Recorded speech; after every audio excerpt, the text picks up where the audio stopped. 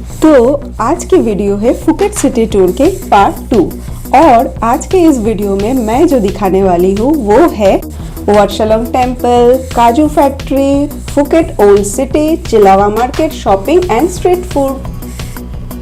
नमस्ते, मैं हूँ मंदिरा और जैसे कि आप सभी लोग जानते हो हर जगह की हिस्ट्री को थोड़ा बहुत एक्सप्लोर करना मुझे बहुत अच्छा लगता है। तो इसलिए आज के वीडियो में मैं हर एक स्पॉट की इंटरेस्टिंग हिस्ट्री के साथ बहुत सारी ज़रूरी टिप्स भी आप लोगों के साथ शेयर करने वाली हूँ।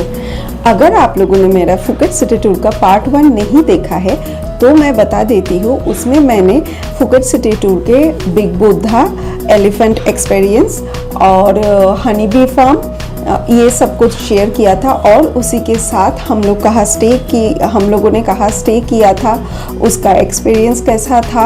ऐसी बहुत सारी छोटी छोटी टिप्स, बहुत सारी ज़रूरी टिप्स हम लोगों ने जो सिटी टूर किया उसमें वैन का कितना चार्जेस लगा, सब कुछ मैंने उसमें शेयर किया है। तो अगर आप लोग चाहो तो एक बार वो देख सकते हो। उसका लिंक मैं डिस्क्रिप्शन में ज़रूर दे दूँगी। और आज के इस पार्ट 2 में मैं शेयर करूँगी बाकी का सिटी टूर का जो पार्ट बच गया था वो सारे सुंदर सुंदर जगह। तो पहले मैं एक इम्पॉर्टेंट चीज़ बता देती हूँ, वो है हम लोगों ने ये जो टूर किया था उसमें हम लोगों ने जो वैन हायर किया था वो था 10 सीटर एक वैन था, जो मैं पहले वीडियो में भी बताई थी, बट इसमें फिर से मैं बता देती हूँ। एक 10 सीटर वैन था जिसका हम लोगों को कॉस्ट पड़ा था 700 एक जन के लिए, मतलब पर पर्सन 700 था जिसका प्राइस। और वो हम लोगों ने वहाँ पे जाके ही बुक किया था। तो आप लोग भी चाहो तो यहाँ से बुक करना है, ऐसा कुछ नहीं है इंडिया से आपको बुक करके जाना है। आप लोग चाहो तो थाईलैंड पहुँचने के बाद भी वहाँ से बहुत सारे टूर एंड ट्रेवल्स का मिल जाता है, वहाँ पे छोटे छोटे शॉप मिल जाता है। तो आप चाहो तो वहाँ से भी बुक कर सकते हो। हमने जहाँ से बुक किया था उसका नाम था चिप ट्रैवल। हाँ, तो वहाँ से हम लोगों ने बुक किया था। तो ये था एक टिप्स। तो चलिए शुरू करते हैं। तो वीडियो के पहले ही हम लोग जा रहे हैं वर्शलम टेम्पल। तो ये वर्शलम टेम्पल का मैं पहले एक इम्पॉर्टेंट चीज़ बता देती हूँ, वो है ये कि वहाँ पे कोई शॉर्ट्स अलाउ नहीं है। आप लोग अगर शॉर्ट्स पहन के वहाँ पे चले भी गए तो भी टेंशन करने की कोई ज़रूरत नहीं है। आप साथ में कुछ शॉल या जैकेट कैरी कर लो तो फिर कुछ प्रॉब्लम नहीं होगा। बट आप अगर ऐसे ही शॉर्ट्स में पहुंच जाओगे तो शायद वहाँ पे एंट्री में थोड़ा सा दिक्कत आ जाएगी, इसलिए याद करके ज़रूर कोई शॉल या जैकेट ज़रूर कैरी कीजिए। तो फिर और देर ना करके चलिए शुरू करते हैं आज का फुकेट सिटी टूर पार्ट 2। चलो, आज हम आ गए हैं फुकेट के सबसे बड़े, सुंदर और फेमस मंदिर वर्शलम में। इस मंदिर के अंदर 3 मेन आकर्षण हैं। इस 3 आकर्षण में हम लोग पहले जो देखने वाले हैं वो है ये, जिसका ऊंचाई है 60 मीटर और ये बेहद ही खूबसूरत टावर का नाम है ग्रैंड पगोडा। ये मंदिर के अंदर 3 अलग अलग फ्लोर है और ये तीनों ही फ्लोर पे आप सभी लोग जा सकते हो। चलो, अभी हम अंदर के तरफ चलते हैं और देखते हैं मंदिर के अंदर क्या क्या है। ये है मंदिर का फर्स्ट फ्लोर।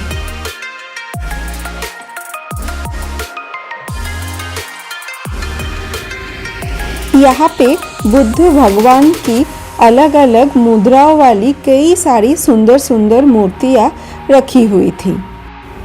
इतने सारे चारों तरफ गोल्डन बुद्धा मूर्ति और उसके साथ ही पूरे दीवार पे छोटे छोटे डिज़ाइन गोल्डन कलर से बनाया हुआ है। देख के बहुत ही सुंदर लग रहा था। इवन इसके ऊपर भी देखिए एकदम छोटे छोटे बारीकी से यहाँ के कोई भगवान जी का मूर्ति डिज़ाइन किया गया है। देख के तो ऐसा लग रहा है कि चारों तरफ गोल्ड ही गोल्ड है, सारे गोल्ड का मूर्ति है। लेकिन यहाँ पे जितने भी मूर्ति थे एक भी यहाँ पे गोल्ड का नहीं था। चारों तरफ देखो, कहीं तो स्लीपिंग बुद्धा, कहीं तो सिटिंग बुद्धा, कहीं तो स्टैंडिंग बुद्धा, सिर्फ बुद्धा ही बुद्धा ऐसे गोल्ड कलर का देख के इतना अच्छा लग रहा था, बहुत सुंदर था ये बुद्धा मूर्ति। और फिर आगे जाते हैं हम, इधर मुझे दिख रहा था दीवारों पे चारों तरफ कुछ ना कुछ पेंटिंग किया हुआ है। एक्चुअली में ये भगवान बुद्धा की जीवन कहानी को दर्शाती हुई खूबसूरत पेंटिंग थी।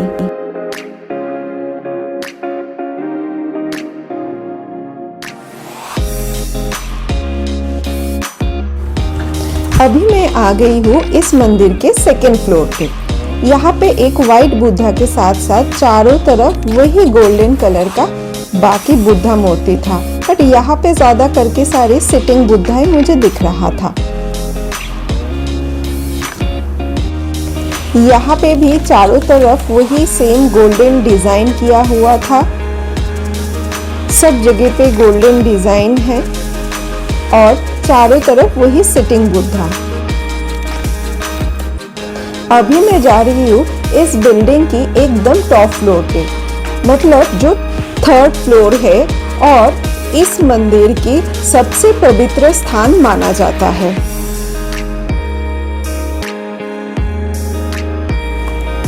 ये टॉप फ्लोर से आप लोग अगर नीचे की तरफ देखोगे तो पूरे मंदिर की एक सुंदर व्यू मिल जाएगा।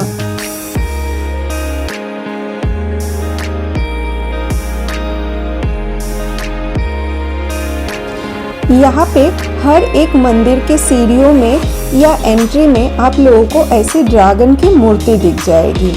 ये यहाँ पे क्यों है और किस लिए रखते हैं, इसका स्टोरी भी मेरे पहले वीडियो में है, आप लोग चाहो तो उसको देख सकते हो, मैं डिस्क्रिप्शन बॉक्स में उसके लिंक डाल दूंगी। चलिए अभी चलते हैं इस फ्लोर के मेन पार्ट में। ये छोटे से कांच के रूम को इस पूरे बिल्डिंग की एक पवित्र जगह माना जाता है। आप सभी को ये ज़रूर लग रहा होगा कि यहाँ पे ऐसा क्या खास बात है कि ये जगह इतना पवित्र है।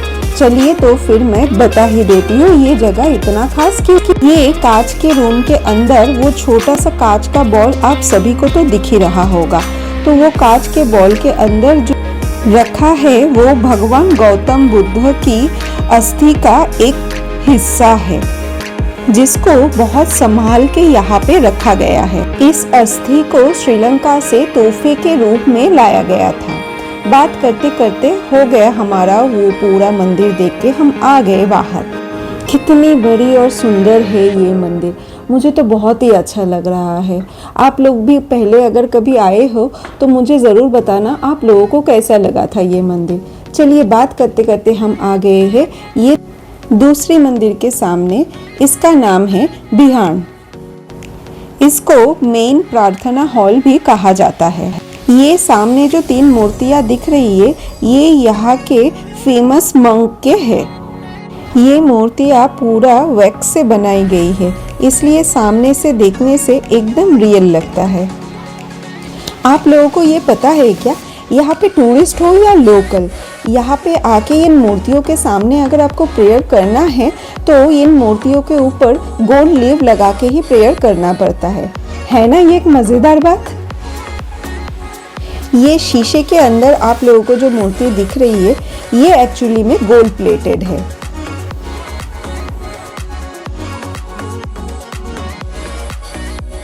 मुझे तो यहाँ पे गोल्ड लीफ लगाने का बहुत ही मन था, लेकिन मेरे पास टाइम इतना ही कम था कि गोल्ड लीफ लगाने का मेरे पास टाइम ही नहीं था, तो मैं तो सिर्फ हाथ जोड़ के ही आ गई। आप लोग अगर कभी यहाँ पे घूमने गए हो और गोल्ड लीफ लगा के आए हो तो मुझे कमेंट करके ज़रूर बताना। थाईलैंड में एलिफेंट बहुत ही फेमस है, और क्यों फेमस है ये मैंने पहले मेरे एक रील्स में बताया था। तो आप लोगों को अगर जानना है थाईलैंड में एलिफेंट क्यों फेमस है तो मेरा वो रील ज़रूर देख लेना। यहाँ पे ये जो छोटे छोटे हाथी दिख रहे हैं ये एक्चुअली में बहुत ही खास है। जिनकी भी विश पूरी हो जाती है वो थैंक्स गिविंग के लिए यहाँ पे एक छोटा सा हाथी चढ़ा के जाता है। कहा जाता है ये हाथी के सामने खड़े होके या ये बड़े वाले हाथी को छू के सच्चे दिल से मांगी हुई हर इच्छा पूरी होती है यहाँ। तो आप लोग भी अगर वर्षालोंग टेम्पल आ रहे हो तो वो हाथी के सामने विश ज़रूर कर लेना।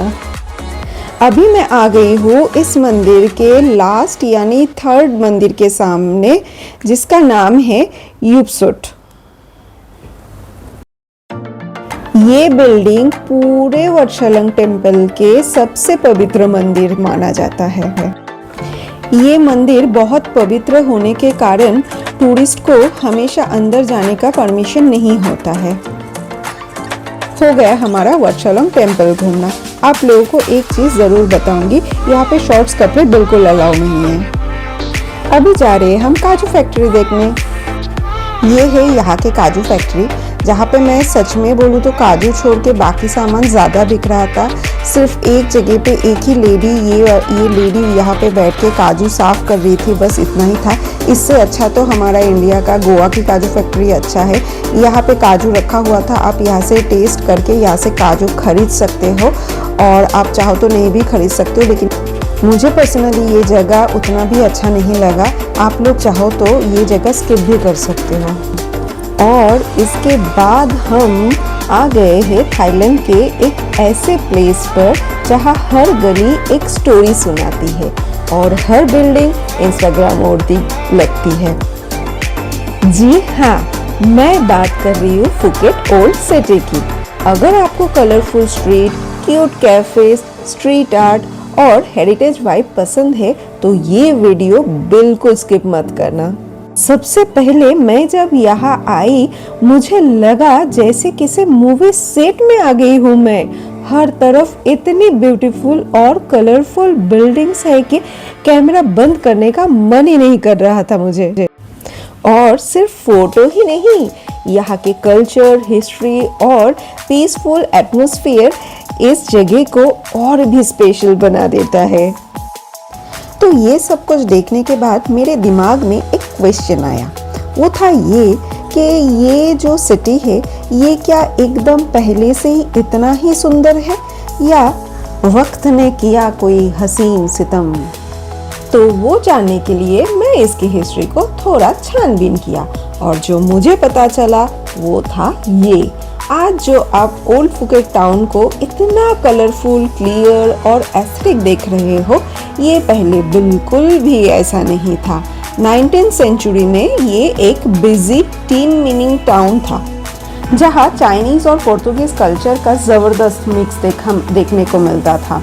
लेकिन जब टीन का बिजनेस धीरे धीरे खत्म होने लगा, पुरानी पोर्तुगीज बिल्डिंग को रिस्टोर किया गया और उन्हें पेस्टल से लेकर ब्राइट येलो, पिंक, ब्लू और ग्रीन कलर से पेंट किया गया। रोड्स को रिनोवेट किया गया। ऊपर लटकने वाला इलेक्ट्रिक और टेलीफोन वायर्स को अंडरग्राउंड शिफ्ट कर दिया गया।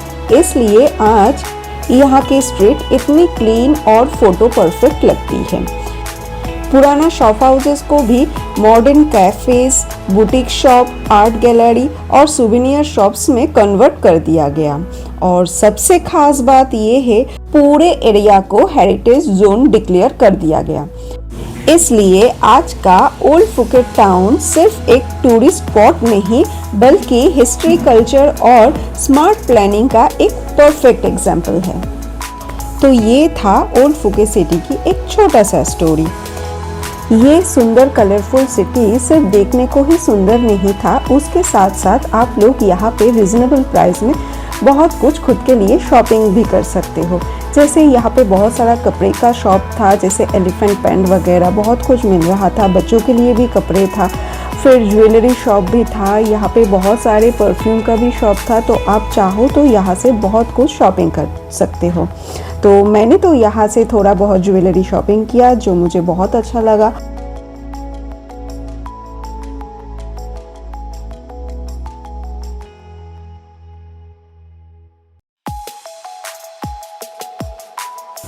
फिर हम लोगों ने थोड़ा नारियल पानी पी के निकल पड़े हमारे अगले स्पॉट के लिए, जो था चिलावा मार्केट।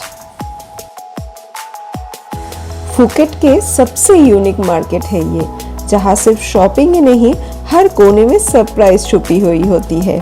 चलिए देखते हैं चिलावा मार्केट। यहाँ पे आप 100 से 200 बर्थ के अंदर बहुत सारा स्ट्रीट फूड ट्राई कर सकते हो और उसी के साथ बहुत सारी शॉपिंग भी कर सकते हो। यहाँ पे नॉन वेज का बहुत सारा ऑप्शन था। जैसे कि आप ये शॉप देख रहे हो, यहाँ पे सिर्फ चिकन ही मिल रहा था, चिकन विंग्स, चिकन ब्रेस्ट, और प्राइस था ओनली 50 बात। सी फूड में भी यहाँ पे ढेर सारी ऑप्शन थी, बट वेज वालों को यहाँ पे थोड़ा प्रॉब्लम हो सकता है क्योंकि वेज का ऑप्शन यहाँ पे बहुत ही लिमिटेड था। ज्वेलरी के कलेक्शन देखो यहाँ पे कितना अच्छा है, मुझे तो देख के लग रहा था जैसे कि मैं सभी खरीद लूँ यहाँ से। यहाँ के कपड़े सिर्फ स्टाइलिश नहीं बल्कि काफी बजट फ्रेंडली भी है। ओवरसाइज टी शर्ट से लेकर cute tops, trendy dresses, cargo pants, coat sets और भी बहुत सारा यूनिक आइटम्स मिल जाता है यहाँ पे।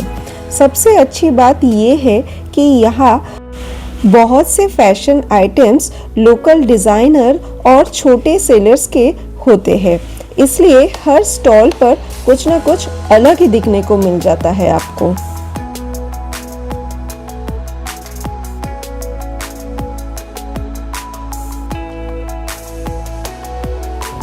कपड़े और ज्वेलरी के साथ साथ बच्चों का टॉयज भी दिख गया मुझे यहाँ पे।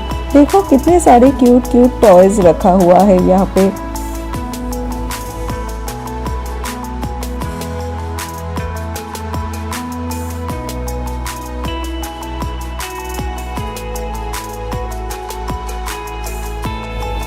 और ऑनेस्टली अगर आप इंस्टाग्राम या यूट्यूब के लिए एस्थेटिक आउटफिट ढूंढ रहे हो तो ये मार्केट एक हिडन जिम है।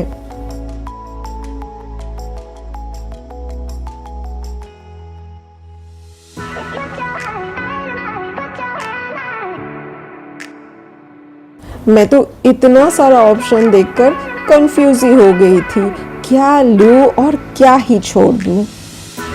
चिलावा मार्केट पर आप सिर्फ शॉपिंग ही नहीं बल्कि अमेजिंग स्ट्रीट फूड भी एक्सप्लोर कर सकते हो।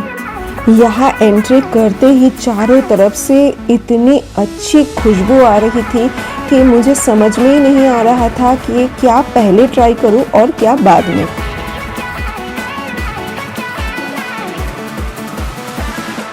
यहाँ आपको fresh seafood, grilled prawns, barbecue chicken, crispy fry, juicy burger, sushi, noodles, dumplings, Thai pancake, fresh fruit juice और भी बहुत सारा यूनिक थाई स्नैक्स आपको यहाँ पे मिल जाएगा। ये था थाई एग केक। ये यहाँ का एक बहुत ही यूनिक सा केक है। ये खाने में जैसा जितना टेस्टी था उतना ही दिखने को क्यूट था। ये ऊपर से तो केक जैसा दिखता है लेकिन इसके अंदर में बहुत सारी अलग अलग स्टफिंग होती है, जैसे कि ब्लूबेरी, स्ट्रॉबेरी या ऑरेंज, चॉकलेट। मुझे तो ये थाई एग केक बहुत ही टेस्टी लगा था। आप लोग भी कभी अगर जा रहे हो थाईलैंड तो ये थाई एग केक ज़रूर ट्राई करना, और अगर किसी ने ट्राई किया है तो कमेंट में ज़रूर लिखना कि आपको कैसा लगा था ये थाई एग केक। और सबसे अच्छी बात ये है कि यहाँ का स्ट्रीट फूड सिर्फ टेस्टी ही नहीं बल्कि काफ़ी अफोर्डेबल भी है। मतलब कम बजट में भी आप डिफरेंट डिशेस का मज़ा ले सकते हो।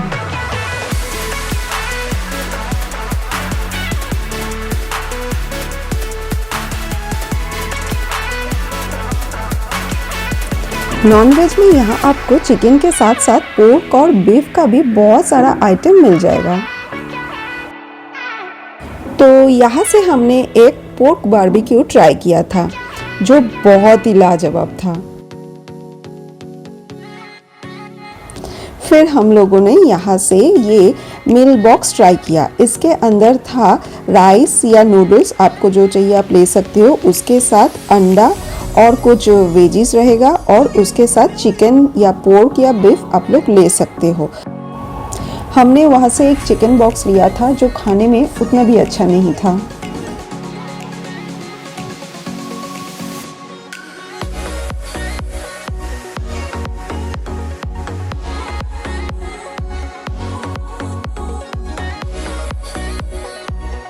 सच बोलूं तो चिलावा मार्केट की बात ही अलग है। इतना सारा स्ट्रीट फूड देखकर कंट्रोल करना ऑलमोस्ट इम्पॉसिबल होता है। इसलिए हमने भी सोचा कि फुकेट आया है तो लोकल फूड तो बनता ही है करके हमने थोड़ा बहुत वहाँ से फूड ट्राई कर लिया, बट जिसमें से कुछ कुछ बहुत ही टेस्टी था और किसी का टेस्ट काफ़ी अलग था। लेकिन ट्रैवल का असली मज़ा ही यही है ना, नया फ्लेवर ट्राई करना और नया एक्सपीरियंस कलेक्ट करना।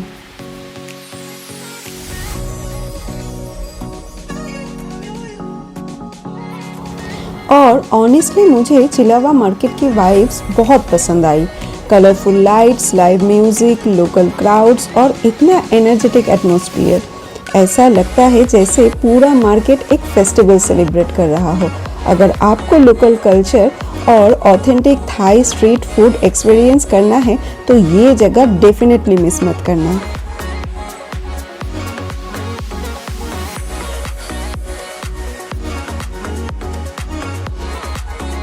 अभी मुझे एक ऐसी शॉप दिखी जो देख के मेरी हवा टाइट हो गई। यहाँ चिप्स या चॉकलेट नहीं बल्कि फ्राइड इंसेक्ट मिल रहा था। मतलब ग्रासहोफर, वर्म्स और पता नहीं क्या क्या। इंसेक्ट में भी इतनी सारी वैरायटी मैंने आज तक तो नहीं देखा। और वहाँ के लोग भी उसको बड़े मज़े से खा रहे थे। मैं तो सोच रही थी काश ये इंडिया में हो जाता तो हमारे घर से 2-4 कॉकरोच और ग्रासहोफर कम हो जाते। क्या आप लोगों ने कभी ट्राई किया है ये इंसेक्ट? तो प्लीज़ मुझे कमेंट करके ज़रूर बताना। मुझे बस जानना है कि इसका टेस्ट कैसा होता है। और जैसे ही मैंने सोचा कि इससे ज़्यादा सरप्राइज तो और कुछ नहीं हो सकता है, तभी सामने आ गया ये क्रोकोडाइल का हेड। मतलब सच में जो क्रोकोडाइल हमें खाते हैं यहाँ पे लोग उसको ही खा रहे हैं। है ना कितनी अजीब सी चीज। और अब फाइनली आ गया है थाईलैंड की सबसे फेमस डेजर्ट को ट्राई करने का टाइम, मैंगो स्टिकी राइस। देखने में ये जितना सिंपल लगता है, टेस्ट उससे कहीं ज़्यादा अमेजिंग होता है। फ्रेश और स्वीट मैंगो के साथ ये सॉफ्ट स्टिकी राइस, ऊपर से क्रीमी कोकोनट मिल्क, हर बाइट एकदम परफेक्ट कॉम्बिनेशन लगता है। अब मुझे समझ में आ गया कि इतना सारा लोग थाईलैंड आकर इस डेजर्ट को इतना रिकमेंड क्यों करते हैं। पूरा दिन घूमने के बाद जब हम होटल वापस आए तब बस एक ही प्लान था, थोड़ा रिलैक्स किया जाए। और होटल का स्विमिंग पूल देखते ही हम सीधा पूल के अंदर चले गए। इतना हेक्टिक दिन के बाद पूल में चिल करना सच में एक परफेक्ट एंडिंग था। मैं, मेरी बेटी और उसकी फ्रेंड तीनों मिलके पूल के अंदर जम के मजा किया। और इतनी रात होने के कारण पूल में बस हम तीन ही थे, बाकी और कोई नहीं था हमें डिस्टर्ब करने के लिए। इसलिए हम तो बहुत मज़ा किया, बहुत एंजॉय किया पूल के अंदर। तो बस आज के वीडियो को यहीं पर एंड करती हूँ। आई होप आप लोगों को बहुत मज़ा आया होगा और थैंक यू मेरे साथ एंड तक बने रहने के लिए। और बस इसी के साथ हमारा फुकेट सिटी टूर यहीं पे ख़त्म होता है। और हाँ, सच बोलूँ तो आज का दिन इतना अमेजिंग था कि हमारा टाइम कहाँ से निकल गया हमें पता ही नहीं चला। बिग बुद्धा और वर्चलम टेम्पल की शांति, एलिफेंट के साथ फ़ोटो खिंचवाना और ओल्ड फुकेट सिटी की वो जो कलरफुल स्ट्रीट और चिलावा मार्केट की वाइब और लोकल स्ट्रीट फूड, बस आज का पूरा दिन बना दिया हमारा। हम तो इतना खुश हो गए और इतना एंजॉय किया कि क्या ही बोलूँ। कभी कभी ट्रैवल सिर्फ फेमस प्लेस को देखना ही नहीं होता है, बल्कि उन छोटी छोटी मेमोरीज का नाम होता है जो हमें हमेशा याद रह जाता है। ये फुकेट का ट्रिप भी हमारे लिए वैसा ही था। सच में ये हमें हमेशा याद रह जाएगा। मैं हर जगह के साथ कुछ इम्पोर्टेंट टिप्स भी शेयर किया है ताकि आप लोगों की ट्रिप और भी इजी और मेमोरेबल हो। अगर ये वीडियो पसंद आया तो एक लाइक ज़रूर कर देना और ये वीडियो अपनी फैमिली और फ्रेंड्स में ज़रूर शेयर कर देना और लास्ट एक सब्सक्राइब भी ज़रूर करना अगर आप नए हो तो, और उसके साथ साथ बेल आइकॉन दबाना भी बिल्कुल मत भूलना, ठीक है। और कमेंट्स में मुझे ज़रूर बताना कि आज के वीडियो का कौन सा पार्ट आप लोगों को सबसे ज़्यादा पसंद आया। Wat Chalong temple, old Phuket city, Chillva market या काजू फैक्ट्री या लास्ट वाला स्विमिंग पूल वाला एंडिंग। तो मैं आपके मैसेज का इंतज़ार में रहूँगी। तो मिलते हैं नेक्स्ट वीडियो में एक नया सफ़र और उसके साथ एक नया एक्सपीरियंस। तब तक के लिए अपना ख्याल रखिए, खुश रहिए और घूमते रहिए। Bye bye.